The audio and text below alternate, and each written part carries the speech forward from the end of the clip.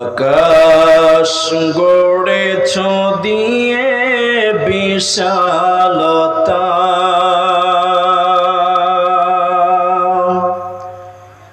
সাগর গড়েছ দিয়ে গহীনতা, গড়েছ সৃজনে পৃথিবীটা, সাজিয়েছ ফলে ফুলে তরুলতা। ও আমার মালিক,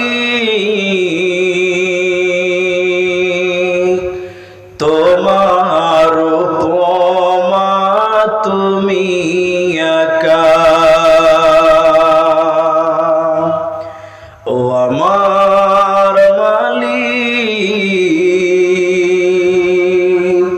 তোমার উপমা তুমি একা। দিয়েছ নদীতে জোয়ার ভাটা,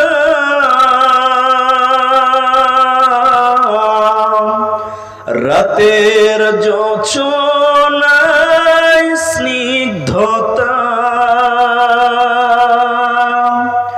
জলে জোনাকি মিটি মিটি বলে আল্লাহু আল্লাহ।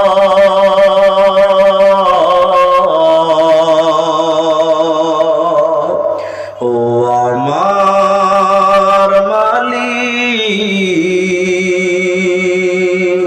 তোমার উপমা তুমি একা। ও আমার মালিক, তোমার উপমা তুমি একা।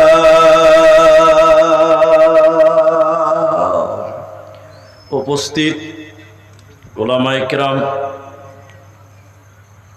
সামনে বসে থাকা গুটি কয়েকদিন প্রিয় ইসলাম প্রিয় যুবক ভাইরা, মুরব্বিয়ানে কেরাম, পর্দার অন্তরালে বসে থাকা মুমিনা সলেহা মা ও বোনেরা, প্রাণ প্রিয় মহারাজপুরবাসী, পুকুরিয়া মালদাবাসী, প্রশংসা করি যে আল্লাহর, যে আল্লাহ আমাদেরকে একদিনই মজলিসে বসে কোরআন এবং হাদিসের আলোচনা করার, আপনাদের শ্রবণ করার যিনি তৌফিক ইনায়াত করেছেন, এজন্য প্রশংসা করি আমরা বলি আলহামদুলিল্লাহ। দরুদ ও সালাম বর্ষিত হোক শেরকারে কায়নাত তাজদারে মাদানী নবী কুল শিরোমণি ইমামুল আম্বিয়া নবী মক্কি নবী মাদানী নবী আহমদ নবী মুহাম্মদুর রাসূলুল্লাহ সাল্লাল্লাহু আলাইহি ওয়াসাল্লাম। আল্লাহুম্মা আমিন, আল্লাহুম্মা সাল্লি আলাইহি, আল্লাহুম্মা বারিক আলাইহি। মোহতারাম ভাইও, আজিজ ও বুজুর্গ দোস্ত, আমি আপনাদেরকে আমার আলোচ্য বিষয় বলার পূর্বে দুটি কথা বলছি, একটি আবদার। সেটি হলো যে, যেহেতু আপনারা এলাকার মানুষ আমাকে চেনেন, আমি বক্তব্য শুরুর পূর্বে খালি এইটুকু কথা বলবো যে একটা সাবজেক্ট নিয়ে আলোচনা করব। আমি আপনাদের একটু পরে পরেই দু চার কথা জিজ্ঞাসা করব, আপনারা মুখ খুলে কথা বলবেন। বলুন ইনশাআল্লাহ। একটু ইনশাআল্লাহ বলুন। ইনশাআল্লাহ। সবাই যদি কথা বলেন তা আমাকেও ভালো লাগবে আর আপনাকেও ভালো লাগবে, বুঝাতেও সুবিধা, বুঝতেও সুবিধা। মায়েরা বোনেরা যারা পর্দার অন্তরালে বসে আছেন, আপনাদের মুখ খুলতে হবে না, আপনারা খালি কানটা খুলে রাখেন, বাস এতেই যথেষ্ট। আজকে আমার আলোচ্য বিষয় হলো মওত, মৃত্যু। পৃথিবীতে বিভিন্ন বিষয়ে ইখতিলাফ আছে, মতবিরোধ আছে, মতনৈক্য আছে।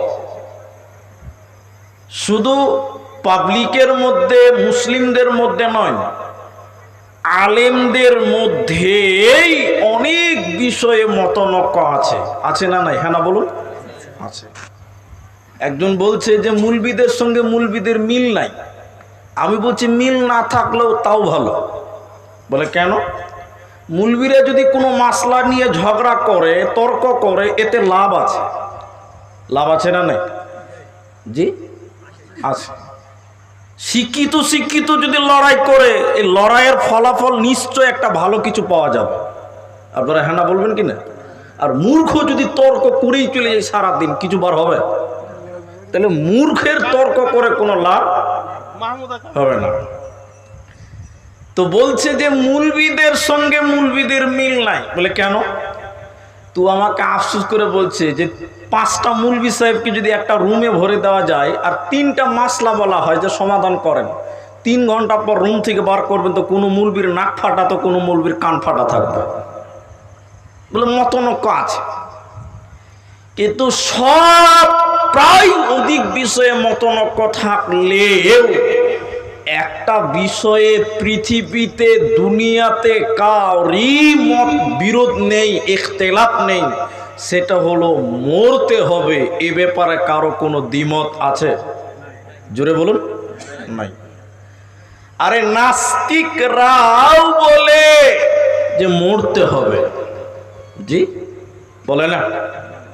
যে লোকটা মূর্খ আপনাদের বলে বকলম, ওই লোকও যদি কোথাও ঝগড়া হয়ে যাচ্ছে, বলছে আবার তোকে দেখে লিছি, মরতে তো একবার হবেই।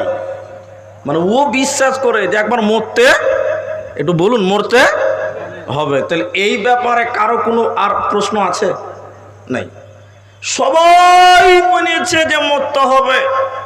শিক্ষিতকে মরতে হবে, মূর্খকে মরতে হবে, ধনীকে মরতে হবে, তো গরিবকেও মরতে হবে। মরার ব্যাপারে আজরাইল কাউকে কোনো রকম রহম করবে না। মরতে দেখেছেন কাউকে? মরতে দেখেছেন কাউকে? তো দেখেছেন। একজন বলছে মুলি সাহেব, আমার দাদি যখন মরছিল, তা আমার দাদির বুকটা উঁচু হয়ে গেছিল, আর আমার দাদির ভিতর থেকে গড়ঘর গড়ঘর গড়ঘর করে আওয়াজ হয়েছিল। ভিতরে মনে হচ্ছে মোটর চলছে। তো মুলি সাহেব এরকম ঘরঘর ঘরঘর করে আওয়াজ করছে কেন? আপনাকে দুটি জিনিস বলছি, মনে রাখবেন। মানুষের শরীরে কয়েকটা ছিদ্র আছে, ছিদ্র। যেমন হিসাব করেন, আমি বলছি আপনি গুনতে থাকেন। 2টা কান আছে, 2টা ছিদ্র হলো। সবাই বলুন কটা? 2টা। 2টা চোখ আছে, কটা হলো? বলুন সবাই বলুন। 4টা। পায়খানার রাস্তা, পেশাবের রাস্তা, মুখ আছে, নাক আছে, 8টা আছে। এই 8টা ছিদ্র আছে, ভিতরে অক্সিজেন নিতে পারে, আবার বের করতেও পারে। তো মানুষকে মরতে যারা দেখেছেন, অধিকাংশ মতের বেলায় এটাই হয়, ভিতর থেকে গড়গড় গড়গড় করে আওয়াজ হয়। কেন হয়? বলে মৃত্যু একটি কঠিন যন্ত্রণা, কঠিন ব্যথা, কঠিন বেদনা, কঠিন একটা আযাবের নাম। বলছেন কেন? তার অনেক কারণ। তবে পৃথিবীতে কিছু মুসিবত, কিছু আযাব আল্লাহ দেয় পরকালে মানুষকে শাস্তি কম দেওয়ার কারণে। দুনিয়াতে কিছু শাস্তি আল্লাহ দেবে, ওটা খারাপ লক্ষণ নয়। কেন? আল্লাহ পরকালে তার পাপকে হালকা করবেন, এজন্য দুনিয়াতেই দেয়। কথা কি বুঝতে পারলেন? দেখেন, আল্লাহ তাবারাক ওয়া তাআলা বলছেন কুল্লু নাফসিন যায়িকাতুল মাউত। আর মাত্র 5 মিনিট বসেন, কেউ নড়চড় করে নামার দিকে তাকান। কুল্লু মানে প্রত্যেক, নাফসুন মানে আত্মা, যায়িকা মানে হলো চাটা, চিখা। জি, এটা পানির বোতল, আমার দিকে দেখেন, এরকম বোতলটা খুলে দিলাম, এরকম করে পানি খাচ্ছি, একে বলে ঢক। কি বলে? বলুন, ঢক। আরেকটা আছে কি, এই তরকারি লবণ হয়েছে কিনা দেখতো রে, চামচে ঝোল উঠিয়েছে, এটাকে কি বলে? চাটা, বা বলে চিখা। জি, আরেকটা হলো এরকম করে জিভলা দিয়ে মারা, ওটাকে কি বলে? চাটা। আরে ওটা হলো চিখা, টক ঝাল নুন কি, ওটা চিখা, টেচ করা। আর এটা বলে জিবলেতে যেটা মারাটা কি বলছে? চাটা। তো চিখা, যেটা চিখা, ঝাল, নুন, টক, মিষ্টি, এই যে চাটা, টেস্ট করা, একে বলে হয় জায়কা। তা আল্লাহ বলছেন প্রতিটি নাফস মদকে চাটবে। মদকে কি করবে? চাটবে। ওই চাটার সময় কারো আযাব কঠিন হয়, মদ কঠিন হয়, কারো হালকা হয়। আল্লাহ তাবারাক ওয়া তাআলা বলছেন, এ মর্মে বলছেন, আল্লাহ বলছেন শোনো, যারা অত্যাচারী পাপিষ্ট মানুষ, আল্লাহ মানেনি, রসুল মানেনি, দুনিয়াতে আল্লাহর ভয় রাখেনি, আল্লাহর বিধি বিধানগুলোকে মেনে চলেনি, এদের ব্যাপারে আল্লাহ বলছেন এক কথাই, যারা অত্যাচারী, এদের ব্যাপারে আল্লাহ বলছেন কি? অত্যাচারীরা যখন মৃত্যুর কাছাকাছি চলে যায়, মৃত্যু শয্যায় যখন শায়িত হন, আল্লাহ তাবারাক ওয়া তাআলা ফেরেশতা পাঠিয়ে দেন আজরাইলকে। আজরাইল এসে এই অত্যাচারী ব্যক্তিটার দিকে এইভাবে হাত বাড়িয়ে দেয়। বেনামাজি ব্যক্তির দিকে ফেরেশতা এসে এরকম করে হাত বাড়িয়ে দেয়। এই নাফরমান বান্দার দিকে আল্লাহর ফেরেশতারা বলতে থাকে, ওরে নাফরমান বান্দা বান্দেরা, তোমাদেরকে আজকে উপযুক্ত প্রতিফলন তোমাদেরকে দেওয়া হবে, তোমাদেরকে আজকে লাঞ্ছিত অপমান করা হবে, তোমরা তোমাদের রূহটা বের করে দাও, তোমরা তোমাদের আত্মাটা বের করে দাও, আজকে তোমাদের যন্ত্রণাদায়ক আযাব তোমাদের দেওয়া হবে। অতএব অত্যাচারীরা, যারা দুনিয়াতে জালেম নাফরমান, আল্লাহর বিধি বিধানের অবমাননা করেছে, এদেরকে মরার সময় লাঞ্ছিত করা হবে, কঠিন শাস্তি দেওয়া হবে, এদের কোনো উপায় রবে না, রবে না।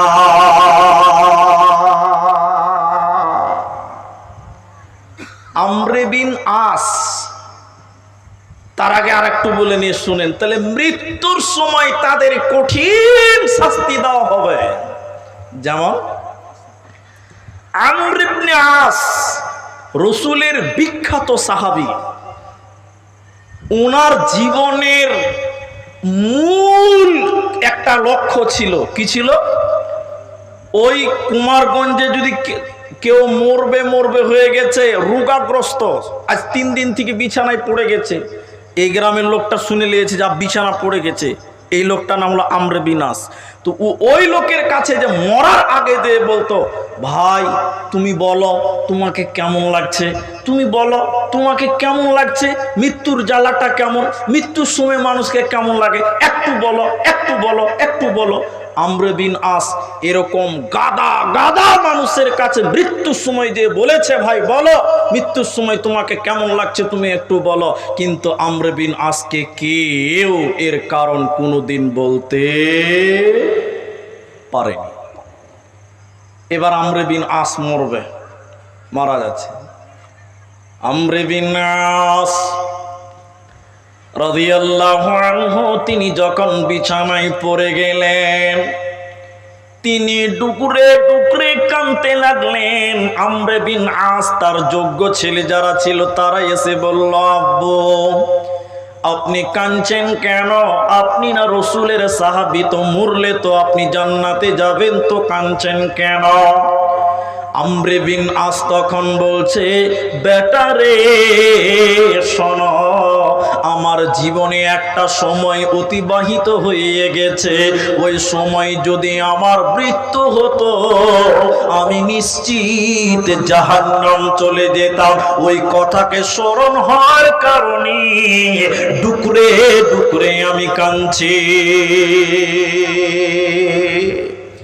কে সে সময়? আমর ইবনে আস তিনি বললেন, একটা সময় আমি রসুলের জানের দুশ্মন ছিলাম, রসুলের প্রাণের দুশ্মন ছিলাম। সব সময় চেষ্টা করতাম আমি রসুলকে বটি বটি করে কেটে পিস পিস করে কাটবো দে মারবো। কিন্তু একদিন আল্লাহর নবী আমাকে বলছে, আমর ইবনে আস, এখনো তোমার সত্য বুঝে আসছে না কেন? তুমি বিবেকবান মানুষ, তোমার কেন বুঝে আসছে না? এবার আমর ইবনে আস বুঝতে পারলে যে আমি ভুলের মধ্যে রয়েছে। এরপরে আমি রসুলের কাছে কালেমা পড়েছিলাম বটে, কিন্তু আমি রসুলের মুখের দিকে তাকাতে পারতাম না। তাকালেই যেন আমাকে লজ্জা হতো, এর জন্য আমাকে বড্ড আফসোস হয়। আমর ইবনে আস যখন মৃত্যুর কাছাকাছি চলে গেছে, ইবনু আব্বাস এবং আবু বকর যে বললে, আমর ইবনে আস, তোমাকে কেমন লাগছে তুমি বলো? মৃত্যুর জ্বালা কেমন, মৃত্যুর ব্যথা কেমন, মৃত্যুর বেদনা কেমন তুমি বলো? আমর ইবনে আস বলছে ছেলেদেরকে এবং তিনাদেরকে বলছে, ওরে বেটারে শুনে নাও, আমার ভিতর থেকে ঘরঘর আওয়াজ তোমরা শুনতে পাচ্ছ। আমর ইবনে আস ইশারায় বলছে, ভিতর থেকে ঘরঘর আওয়াজ হচ্ছে কেন বেটা? শুনে নাও, আমার শরীরে 8খানা ছিদ্র আছে। সবচেয়ে বড় ছিদ্র যেটা শ্বাস নিচ্ছি এবং শ্বাস দিচ্ছিলাম, সেটা এত সংকীর্ণ হয়ে গেছে, এত ছোট হয়ে গেছে বেটা। সুই কাঁথা সেলাই করার সুই, সুইয়ের পেছনে যে ছিদ্র থাকে, ওই এতটুকু ছিদ্র যেন আমার মুখে নাই, আমার শ্বাসনালীতে যেন একটা সুই পর্যন্ত ভরা যাবে না। আজকে সমস্ত শ্বাস নেওয়ার রাস্তা বন্ধ হয়ে গেছে, আমি যেন কথা বলতে পারছি না। এরই জন্য ভিতর থেকে গার গার গার গার করে আওয়াজ হচ্ছে।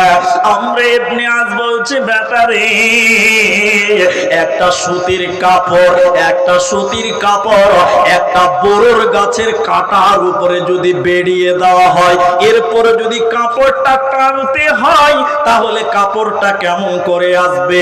তখন সবাই বলতে লাগলো, কাপড়টা কাটাতে লেগে থাকার কারণে চিরে চিরে চিরে চিরে আসবে। আমর ইবনে আস বলছে, বেটারে আমার আত্মাটা মনে হচ্ছে ওই রকম টেনে টেনে টেনে টেনে বের করা হচ্ছে। এজন্য বিশ্বনবী বলছেন, ইন্নালিল মাউতি লা সাকারাতুন, নিশ্চয়ই মৃত্যু বড় কঠিন যন্ত্রণা। সত্যি মৃত্যু বড় কঠিন কষ্ট, নিশ্চয়ই মৃত্যু নিয়ে কঠিন যন্ত্রণা। অতএব যারা অত্যাচারী, ওদেরকে স্থায়ীভাবে তাদের আযাব দেওয়া হবে, আর যারা ভালো মানুষ পরকালে জান্নাত দেওয়ার কারণে মৃত্যুর সময় তাদেরও কষ্ট হয়। মৃত্যু কেমন জিনিস একটু দেখে নেবার। ইহুদি ইহুদি ইহুদি ইহুদিরা কি বলছে জানেন? এদিকে দেখেন, ইহুদিরা মুসলমানদের জাতীয় শত্রু। আল্লাহ কোরআনে বলেছেন, মুসলমানদের সবচেয়ে বড় শত্রু কারা? সবাই বলুন, ইহুদিরা। তো সেই ইহুদি রসুলের কাছে যে বলছেন, এদিকে দেখেন, ও মুহাম্মদ, আমরা আল্লাহর বন্ধু আর তুমি হলো আল্লাহর শত্রু। কথাটা কেমন লাগলো? কি বলছে? ও নবী মুহাম্মদ, আমরা হলাম আল্লাহর বন্ধু আর তুমি কি আল্লাহ, বলুন মুখ খুলে বলুন, শত্রু। তো আল্লাহ নবী বলছেন, তাই? বলে হ্যাঁ। তাহলে আল্লাহকে ডেকে দিব? আল্লাহ রসুল বলছে আল্লাহকে ডেকে দিব? ঘটনাটা বুঝতে পারেননি। মনে করেন আমি আব্দুর রহমানের নামে থানাতে 32টা কেস হয়েছে। কটা কেস হয়েছে বলুন? বলুন। কেস আবার কি? মার্ডার, জঘন্য অপরাধ, রেপ, মার্ডার, ছিনতাই, ডাকাত, এসব মামলা দায়ের করা হয়েছে। গোটা ভারতের পুলিশ আমাকে হন্য হয়ে ঘুরে বেড়াচ্ছে যে ওকে জেঠে পাবি সেটা ওর পায়ে গুলি কর। এবার আমি জালসাতে এসে বলছি, জানেন আপনাদের এই পুকুরিয়া থানার বড় বাবা আমার বন্ধু হয়, আর ও আমাকে খুঁজে বেড়াচ্ছে। কি বলছি? আপনাদের থানার বড় বাবা আমার খুব দোস্ত। এখন যদি এক্ষুনি আমাকে নিয়ে চলে যাবে, ওর বাড়িতে আদর আপ্যায়ন করবে। কিন্তু আমার নামে যে এতটি কেস আছে, আমি সবাইকে টুপি পরে খাচ্ছি, কেউ জানে না, একটা লোক জানে। ও তখন আমার কানে কানে এসে বলছে বড়বাবুকে ডেকে দিব। তখন মনটা কি করবে, তুই আবার কে রে ভাই, আমি তো বেশ লোককে টুপি পড়াচ্ছিলাম, তুই আবার কে রে বাবা, তুই সব জানিস। কিচ্ছু নয়, ও খালি কানে কানে এসে বলছে ডেকে দিব। বাস ভূমিকম্প শুরু হবে। হবে কি হবে না? এটা বলুন, হবে কি হবে না? ইহুদির মতন বেঈমান বিশ্ব নবীকে এসে বলছেন, ও নবী মুহাম্মদ, আমরা হলাম আল্লাহর বন্ধু আর তুমি হলে আল্লাহর শত্রু। তো নবী মোহাম্মদ বলছে, তোদের সঙ্গে যদি আল্লাহর এতই পিরিত, তাহলে মওতকে ডেকে দিয়ে আল্লাহর কাছে চলে যা। যাবে? বলুন। কুলিয়া আইয়ুহাল্লাযীনা হাদু ইন জাআলতুম আন্নাকুম আউলিয়াউ মিন দুনিন নাস ফাতামান্নাউল মাউত ইন কুনতুম সাদিকিন। আল্লাহ তাবারাক ওয়া তাআলা বলেন, ইহুদির মতন বেঈমান ইহুদিরা রাসূলকে এসে বলছে, ও নবী মুহাম্মদ, আমাদের সঙ্গে আল্লাহর প্রেম রয়েছে, মহব্বত রয়েছে, আর তোমার সঙ্গে আল্লাহর কোনো মহব্বত নাই। তখন নবী বলছে, তোদের সঙ্গে যদি আল্লাহর এতই মহব্বত রয়েছে, আমি আল্লাহকে একবার বলে দিব কি যে মৃত্যু দিয়ে তোদেরকে তার কাছে নিয়ে যা। কিন্তু বলেন, কাফেররা মৃত্যুতে খুশি হয় না নারাজ হয়? খুশি হবে? একজন মুমিন খুশি হবে যে মরবো তো জান্নাত চলে যাব, আর কাফের জানে যে মরবে তো শালা পুড়বে, মরবে তো কি করবে, পুড়বে, আর কিচ্ছু নাই। গোলাম মর্তুজার নাম শুনেছেন তো আপনারা? শুনেননি? মারা গেছে, আল্লাহ জান্নাত দিক। বলুন একবার আল্লাহুম্মা আমিন। কি বলছেন জানেন? বিরাট বড় 20 তলা বিল্ডিং। বিল্ডিংটা কত চওড়া আছে জানেন? কইছে 200 মিটার চওড়া। কত মিটার বললাম? 200 মিটার। পরস্পর কয়েকটা বিল্ডিং আছে, তো একটা 200 তলা আপনার 20 তলা বিল্ডিং এর উপরে দুটা পুলিশ দুটা চোরকে ধরার জন্য তাড়ছে, পিস্তল নিয়ে তাড়ছে, তারা মেরে দেবো, মেরে দেবো তারা, কিন্তু ভয় দেখাচ্ছে, গুলি করবে না। কথা বুঝতে পারছেন? পুলিশ দুটা চোরকে তাড়ছে, দৌড়তে দৌড়তে দৌড়তে দৌড়তে 200 মিটার পর দুটা দরজা আছে, আর দুটা চোর আছে, দুটো পুলিশ আছে। চোরগুলো আগে, পুলিশগুলো পেছনে। এই দুটো চোরের মধ্যে একটা চোর আছে, ও জানে এই দরজাকে লাত মেরে দিব তো পরে আরেকটা সাথ পাবো, ও জাম করে চলে যাবে। যাবে কি যাবে না? বলুন একটু, হ্যাঁ না বলুন। আর একটা চোর জানে যে সাদের এই পারে আর কিছু নাই। আচ্ছা, বলেন ও লাত মেরে জাম করবে? একটু বলুন। বলছে প্রতিটা মুসলিম জানে এই মৃত্যুর পরে একটা অনন্ত জীবন আছে, তার নাম হলো আখিরাত, জান্নাত অথবা জাহান্নাম। এজন্য মুমিন জানে মরার পর একটা জগৎ আছে, এজন্য মুসলিম কিংবা মুমিন মৃত্যুকে ভয় করে না। আর কাফের বেঈমান জানে আজকে মরবো তো কালকে পুড়িয়ে দিবে, কিছুই নাই, এজন্য তারা মৃত্যুকে বড্ড ভয় করে। মুমিন কোনোদিন মৃত্যুকে ভয় করবে না। আল্লাহ তাবারাক ওয়া তাআলা বলে, নবী বললেন, বলো আমি কি তোমাদের আল্লাহর কাছে যাওয়ার ব্যবস্থা করার কথা বলে দিব? লা ইয়াতামান্নাউনাহু আবাদা, কিন্তু তারা কখনো মরতে চাইবে না। ইহুদিরা কখনো মৃত্যু চাইবে না, কারণ মরবো তো আমরা জাহান্নাম চলে যাব, কারণ তাদের জীবনে অনেক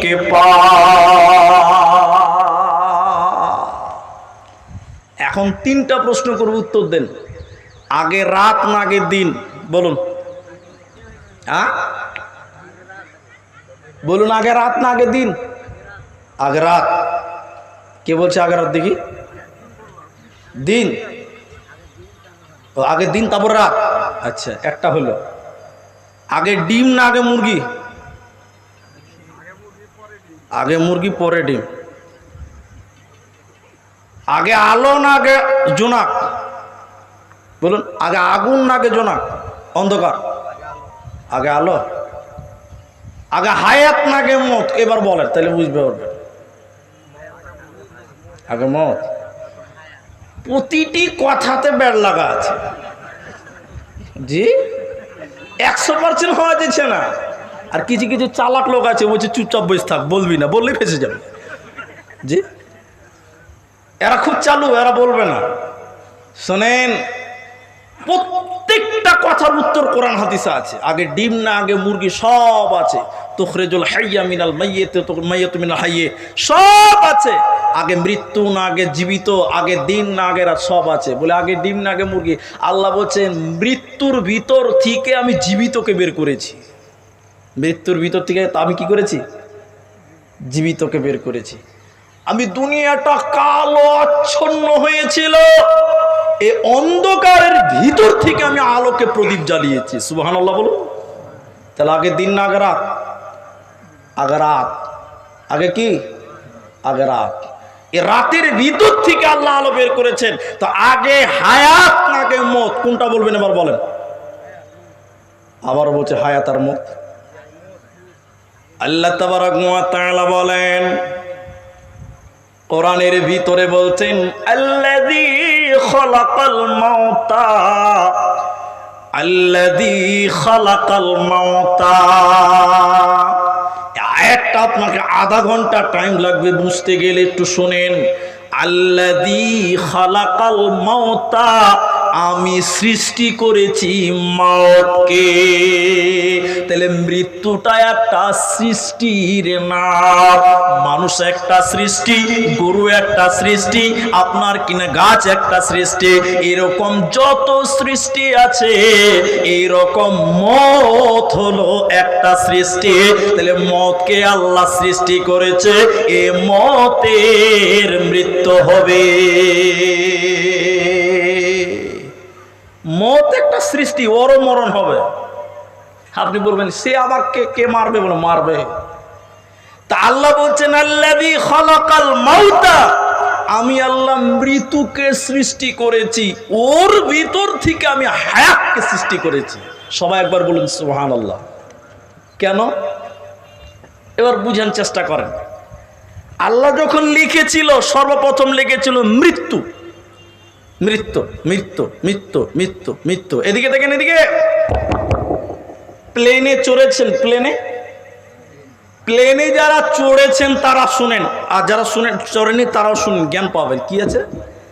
ট্রেন আপনার কলকাতা থেকে যাবে আপনার কিনা মুম্বাই যাবে প্লেনটা। তো যে রানওয়েতে উড়ছে আর যে চালাচ্ছে পাইলট, ওর কম্পিউটারে টোটাল ম্যাপ দেওয়া আছে। Total map map map map ওখানে কত দেওয়া আছে? প্রথমে লেখা হয়েছে 200 কিলোমিটার। প্রথমে কি লেখা হয়েছে? 200 কিলোমিটার। 200। এবার 200 থেকে মাইনাস হবে, 200 থেকে মাইনাস হবে, 200 থেকে মাইনাস হতে হতে হতে হতে হতে হতে 0। আর গাড়িতে যেটা আপনার কম্পিউটার আছে, মিটার আছে, ওতে এইভাবে হয় না, 1 থেকে শুরু হবে, 1 থেকে। আর প্লেন যে চালাচ্ছে ওরটা হবে কত থেকে? 2000 থেকে কমতে কমতে কমতে কমতে কমতে কমতে 0। তার মানে শেষ। আল্লাহ শুরু করেছেন মওত লিখে। প্রথমে সৃষ্টি করেছেন কি? মওত। মওতের পরে এবার শুরু হলো তোর হায়াত। 50 বছর, 80 বছর, 70 বছর। এবার 70 বছর টোটাল আপনার জীবন। এবার আপনার 70 থেকে কমছে, কমতে কমতে কমতে কমতে কমতে কমতে যখন শেষ সময় চলে আসবে, সেটা হলো মওত। মওতকে আল্লাহ আগে সৃষ্টি করলেন কেন? এর আর একটা ছোট্ট উদাহরণ দিলে বুঝতে পারবেন। আচ্ছা, বিয়েতে আপনাদের দিকে প্যান্ডেল করে তো? বিয়েতে প্যান্ডেল করে। আচ্ছা, বিয়ের দিন না হলে কাজ শুরু হয়? কথা বলুন। কাজ শুরু হবে না। আগে বিয়ের দিন ধার্য হবে, এরপরে দুপক্ষ প্যান্ডেল করো, ভোজের জন্য লোক পাইজন করো, বাজার করো, বরযাত্রী বরের জামা কাপড় কিনো, কন্যার করো। আবার আগে যেটা হবে সেটা হলো দিন তৈরি হবে। দিন কোন দিন বিয়েটা হবে? আল্লাহ যখন মানুষের হায়াত লিখেছেন, সর্বপ্রথম লিখেছেন আল্লাহ মত। মত মানে আপনার মত হলো আপনার শেষ অঙ্ক। পৃথিবীর শেষ অঙ্কটার নাম হলো মত। যেমন মনে রাখেন, আপনাকে আমি দিয়েছি 500 টাকা, আপনি চলে যান মহারাজনগর বাজারে, আপনি 200 টাকার ফল কিনবেন, 100 টাকার আপনি কিনা লবণাক্ত ঝাল কিছু কিনবেন, আর 100 টাকার আপনি কিনা দই নিবেন, আপনার কিনা এই বাজারগুলো করবেন। এবার আপনাকে দিলাম 500 টাকা, এবার আপনি করছেন আমার ক্ষমতা হলো 500, আমার ক্ষমতা হলো 500। তাহলে 500-র ভিতরে কি আছে? 500-র ভিতরে আছে কি? তো 5টা 100 টাকার নোট আছে, আর তার ভিতরে কি আছে? 500টা 1 টাকা আছে। এই করতে করতে করতে করতে আপনি বাজার করতে করতে যখন দেখবেন শেষ অঙ্কটার নাম হলো 500। 500 মানে হলো মত। আল্লাহ যখন হায়াত লিখলেন, সর্বপ্রথম মতকে লিখলেন। মত কেন লিখবে? কারণ হায়াত শেষ করতে করতে করতে করতে তোমার শেষ ঠিকানাটার নাম হলো মত। কেন কেন? আল্লাহ এক কথাই এবার বলছে, দেখেন, আল্লাযী খলাকাল মাউতা ওয়াল হায়াতা, আমি আল্লাহ মতকে সৃষ্টি করেছি, ওর ভিতর থেকে আমি টেনে হায়াতকে বার করেছি। কেন কেন? আমরা সবাই ছিলাম মৃত, আমরা সবাই ছিলাম মরা। আল্লাহ আমরা সবাই মরা ছিলাম, আল্লাহ আমাদের ভিতরে রূহ দিয়েছেন। আবার আমাদের মৃত্যু হবে, আবার আমরা জীবিত হব। এজন্য মুমিন রে, তোমাদের মৃত্যু 2 বার, জীবিত 2 বার। আল্লাহ বলছে কেন? আল্লাযী খলাকাল মাউতা ওয়াল হায়াতা, আমি মৃত্যু থেকে হায়াতকে বানালাম কেন? লিয়াবলুয়াকুম আইয়াকুম আহসানু আমালা, দুনিয়াতে কে কতটা আমল করে এই আমলটা পরীক্ষা করার জন্য আমি মৃত্যু থেকে তোদের জীবিত করলাম। বুঝতে পারেননি? এবার বুঝতে পারবেন। এই যে কথাটা এখন আপনাকে বলছি, এটা বুঝতে পারবেন এবার। এবার এবার দেখেন, অ্যাম্বুলেন্স, অ্যাম্বুলেন্স সামনে লেখা আছে, আপনি গাড়ির সামনে দেখেন অ্যাম্বুলেন্স লেখা আছে, তো উল্টো করে লেখা আছে। উল্টো করে লেখা আছে না সোজা করে লেখা আছে? উল্টো করে লেখা আছে। কেন বলুন তো? জানেন না? আপনি উল্টো দেখছেন, সামনে যে গাড়িওয়ালা ওর স্ক্রিন ওটা সোজা দেখতে পাবে। সামনের গাড়ি কি দেখবে? ওর কাজে দেখতে পাবে, ওটা সোজা হয়ে দেখা আছে। আর ওর সামনে আপনি দেখবেন তো দেখবেন বাঁকা করে লেখা আছে, উল্টা করে। কেন? এর অনেক কারণ আছে। তার একটা কথা আপনাকে বলে দিচ্ছি, মানুষের শুরু হয়েছে মৃত্যু থেকে। মৃত্যু মৃত্যু মৃত্যু। কারণ পৃথিবীতে যা কিছু করেছেন, প্রথম মনে করতে হবে যে আমার শুরুটা হলো মৃত্যু দিয়ে, একদিন আমাকে মরতে হবে। শুরু মৃত্যু দিয়েই হয়েছে। কেন? বিয়ে বাড়িতে খেতে গেছেন, দেখেন ভাত দিয়েছে, ডাল দিয়েছে, আলু দিয়েছে, আপনার কি বলছে, আপনার বিভিন্ন রকম সবজি দিয়েছে, মাংস দিয়েছে, সব পেট ভরে খেতে লাগলেন। যখন দই দিয়ে দিবে বা টক দিয়ে দিবে, তাহলে বুঝে নিতে হবে আর কোনো খাবার দেবে? টকটা হলো শেষ খাবার। পৃথিবীতে মৃত্যু এসেছে শেষ খাবার হিসেবে, খাবার জিনিস। কেন? জাইকা মানে চাখা, খাওয়া। কথা বুঝতে পারছেন? পৃথিবীতে বিয়ে বাড়িতে মাংস খেলেন, ডাল খেলেন, আপনি সবজি খেলেন, আরো ভাজি খেলেন, ভাত খেলেন, বিরিয়ানি খেলেন, যখন দই দিবে কিংবা টক দিবে, জেনে নিতে হবে এটাই হলো আমার জীবনের শেষ খাবার। আল্লাহ বলছে, দুনিয়াতে তোরা অনেক কিছু খেলি রে, তোদের জীবনের সর্বশেষ খাবারটার নাম হলো মদ। তোরা মদকে একদিন চাটিবি তো দুনিয়া তোদের শেষ হয়ে যাবে, আর দুনিয়াতে তোরা টিকবি না। এই জন্য মদকে সিস্টেম শিখালাম। আপনাদের অত্র এলাকায়